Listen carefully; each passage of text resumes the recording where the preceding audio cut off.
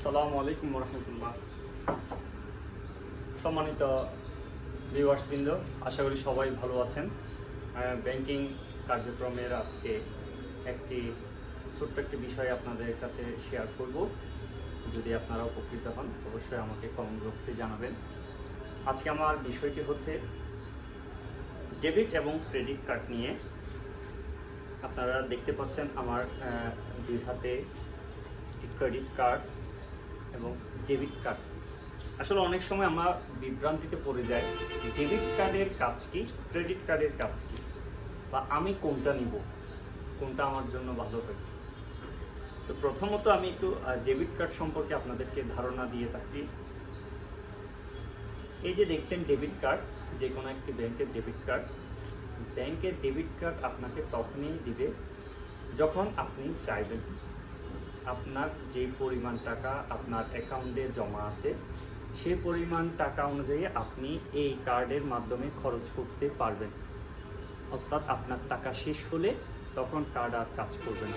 তবে হ্যাঁ, debit card দিয়ে আপনি ক্যাশ টাকা উঠাতে পারবেন, বিভিন্ন কেনাকাটা করতে পারবেন, পস মেশিন ইউজ করতে পারবেন। এটা হচ্ছে ডেবিট কার্ডের সুবিধা। তাহলে এক কথায় যদি আমরা বলি, ডেবিট কার্ড হচ্ছে নির্দিষ্ট পরিমাণ অর্থ আপনার যে জমা আছে ওই সমপরিমাণ অর্থের বিনিময়ে এই কার্ডটি আপনি ব্যবহার করতে পারবেন। এই কার্ডটি আপনার সম্পদ, সেটা আপনার ইচ্ছা। আপনার যদি অনেক অ্যামাউন্ট থাকে আপনি ইউজ করতে পারবেন। বাৎসরিক একটা ফি বা চার্জ প্রত্যেকটা ব্যাংক নিয়ে থাকে। ক্রেডিট কার্ড, আমরা অনেক সময় খুশিতে এই ক্রেডিট কার্ড নিয়ে থাকি। ক্রেডিট কার্ড হচ্ছে আপনার জন্য, আপনি মনে করবেন এটা আপনার জন্য একটি বিনিয়োগ বা লোন। আমরা লোনও বলি, বিনিয়োগও বলি, ইনভেস্টমেন্টও বলি, যে সেটা মনে করে। ক্রেডিট কার্ড হচ্ছে কোনো একটি ব্যাংক, আপনি যদি আপনাকে যদি ওনারা মনে করে আপনি সুইটেবল, সাফিসিয়েন্ট, এবং সেই ক্ষেত্রে আপনাকে যাচাই বাছাই করার পর ব্যাংক আপনার আয়ের উপর অথবা আপনার অন্যান্য ইনকামের উপর ভিত্তি করে নির্দিষ্ট সময়ের জন্য নির্দিষ্ট অ্যামাউন্টের একটি টাকা আপনার খরচের জন্য আপনাকে লোন দিবে। অর্থাৎ আপনি এটা ইউজ করতে পারবেন, ইউজ না করলেও আপনার ইচ্ছা।